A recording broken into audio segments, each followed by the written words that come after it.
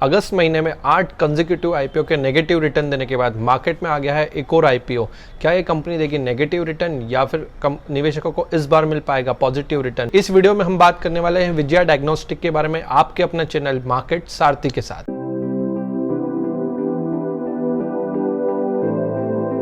Vijaya diagnostic ये company incorporate हुई थी 1981 में। ये कंपनी साउथ बेस्ड कंपनी है। बेसिकली इस कंपनी का काम है डायग्नोस्टिक एंड रिसर्च का। ये company fastest growing diagnostic chain है।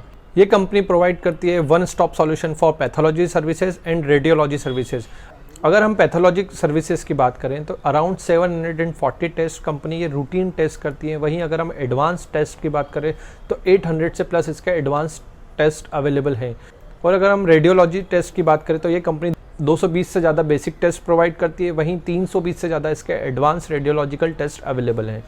अगर इस कंपनी के प्रेजेंस की बात करें तो इंडिया में अराउंड 13 सिटीज़ में इसका प्रेजेंस है। वहीं अगर हम इसके टेस्ट सेंटर्स की बात करें तो करीब 80 टेस्ट सेंटर्स इसके अवेलेबल है, जहां पर 2200 प्रोफेशनल्स जो कि रेडियोलॉजिस्ट, माइक्रोबायोलॉजिस्ट एंड थेरेपिस्ट हैं जो आपके टेस्ट को कंडक्ट करते हैं। अगर डायग्नोस्टिक इंडस्ट्री में बात करें तो ये कंपनी अराउंड 40 ईयर्स पुरानी कंपनी है। और यहीं इसके कस्टमर्स की बात करें तो अराउंड 50 मिलियन से ज़्यादा कस्टमर्स को ये अभी तक सर्व कर चुकी है। अगर हम इसके कॉर्पोरेट क्लाइंट्स की बात करें तो इस कंपनी के पास 250 से ज़्यादा कॉर्पोरेट क्लाइंट्स हैं, जिसमें TCS, इन्फोसिस, डॉक्टर रेड्डी, इस तरह की बड़ी बड़ी कंपनीज के साथ इसका टाई अप है। इस कंपनी को डिटेल में समझने के पहले हम लोग समझते हैं कि इस इंडस्ट्री का सेटअप कैसा है। अगर हम इंडियन डायग्नोस्टिक मार्केट की बात करें तो बेसिकली ये 3 सब पार्ट्स में डिवाइडेड है। पहला है हॉस्पिटल बेस, दूसरा है डायग्नोस्टिक सेंटर, तीसरा है स्टैंड अलोन सेंटर्स। अगर हम सबसे पहले बात करें हॉस्पिटल बेस्ड कंपनीज़ की तो जैसे कि आपने अपोलो हॉस्पिटल का नाम सुना है, फोर्टिस हेल्थ केयर का नाम सुना है। ये सारी कंपनियां क्या करती है, अपना मेजर रेवेन्यू अपने क्लाइंट से वहीं पर टेस्ट करवा के जनरेट करती है। इनके क्लाइंट्स को बाहर नहीं जाना होता है। अगर हम बात करें डायग्नोस्टिक सेंटर्स की तो ऐसे सेंटर्स जो इंडिया में अलग अलग सिटीज़ में अवेलेबल हैं, जैसे कि मेट्रोपोलिस हो गया, डॉक्टर लाल पैथ लैब हो गया, थायरोकेयर हो गया, इस तरह की कंपनियां डायग्नोस्टिक सेंटर्स के अंदर आती हैं। इनका काम होता है स्पेशलाइज्ड टेस्ट करना। अब हम बात करते हैं स्टैंड अलोन सेंटर्स की, तो ये बेसिकली एक निश एरिया में ऑपरेट करते हैं। जैसा कि आपने देखा होगा कि आपके आसपास के एरिया में अगर कोई एक पर्टिकुलर पैथोलॉजी की लैब है तो उसका ऐसा नहीं कि वो एक्सपांशन करेगी, अलग अलग सिटीज़ में जाएगी। वो सिंपली एक पैथोलॉजी का लैब होता है जहाँ पर आप जाके टेस्ट कंडक्ट करवाते हैं और अपना रिपोर्ट लेते हैं। तो अब हम बात करते हैं मार्केट शेयर की। अगर हम देखें कि जो हॉस्पिटल्स हैं उनका अराउंड 42 से 44% का मार्केट शेयर है।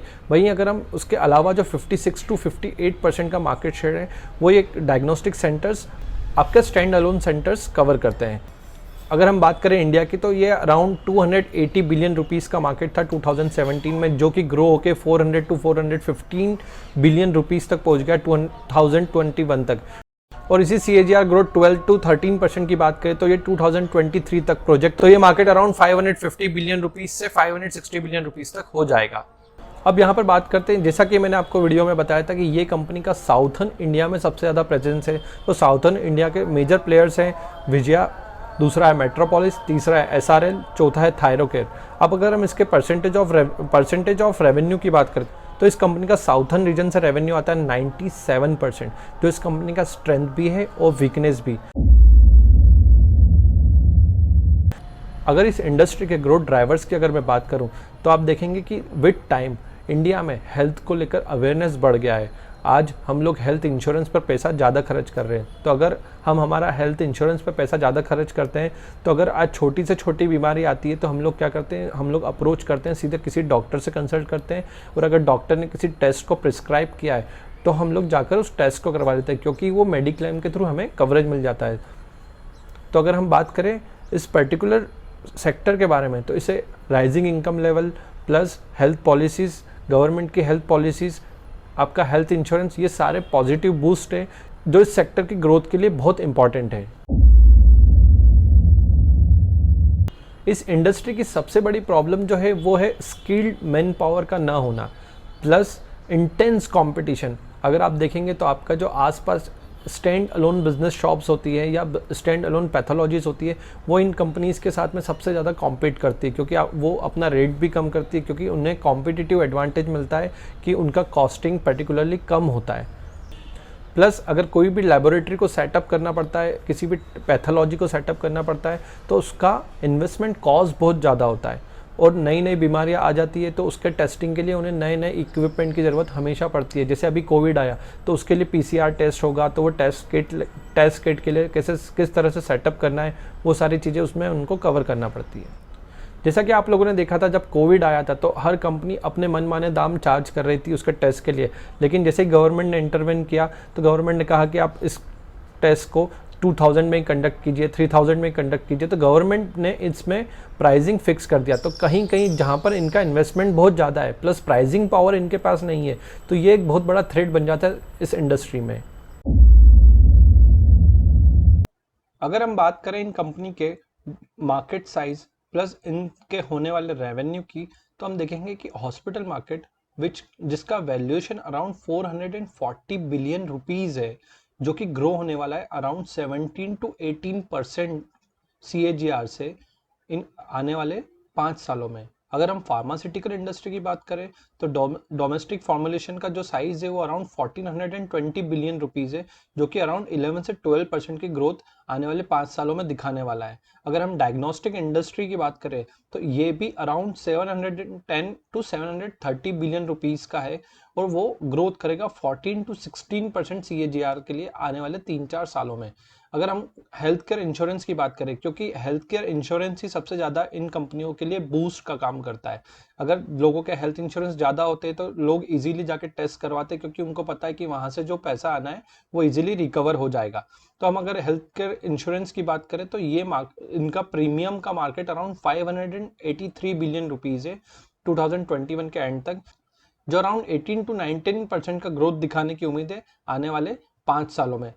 तो अगर हम हेल्थ केयर मार्केट की बात करें तो ये अराउंड 15% CAGR की ग्रोथ आने वाले 5-6 सालों में दिखा सकता है। तो इस पूरे सेक्टर में बहुत ज़्यादा पोटेंशियल अभी भी बाकी है। अब हम बात करते हैं इस कंपनी के नंबर ऑफ टेस्ट परफॉर्म की। अगर हम 2019 में बात करें तो इस कंपनी ने अराउंड 6.99 मिलियन टेस्ट कंप्लीट किए थे। वहीं 2020 के एंड में ये डेटा 7.91 मिलियन तक पहुंच गया। वहीं 7.09 मिलियन टेस्ट ये अभी तक मार्च 2021 तक भी कंक्लूड कर चुके हैं। अगर हम रेवेन्यू की बात करें पर टेस्ट की, तो आप देखेंगे कि 2019 में ये अराउंड 419 रुपीज़ था, जो बढ़ के 531 रुपीज़ पर यूज़र हो गया है। और अगर हम रेवेन्यू पर कस्टमर विजिट की बात करेंगे तो वो इनिशियली 1228 रुपीज़ था, जो कि 1431 हो गया। तो आप देख रहे हैं कि ग्रेजुअली ये कंपनी अपने कस्टमर बेस को तो उन्होंने स्टेबल रख रखा है, प्लस उन्हीं से उनका रेवेन्यू कंटिन्यूसली बढ़ते चला जा रहा है। तो अब नज़र डालते हैं इस कंपनी के फाइनेंशियल्स पर। 2019 में ये कंपनी अराउंड 303 करोड़ का रेवेन्यू करती थी, वहीं उसका प्रॉफिट था 46 करोड़ का, जो कि 2021 में उसका रेवेन्यू बढ़कर 389 करोड़ हो गया है और उसका प्रॉफिट 84 हो गया है। तो आप देख रहे हैं कि कंटिन्यूसली इस कंपनी ने 3 साल में एक मेजर ग्रोथ दिखाई है। इस IPO का साइज है अराउंड 1895 करोड़ रुपीस, जो 1 सितंबर से लेकर 3 सितंबर तक सब्सक्रिप्शन के लिए ओपन रहेगा। और अगर हम बात करें नंबर ऑफ शेयर्स की तो ये 3.56 करोड़ रहेंगे।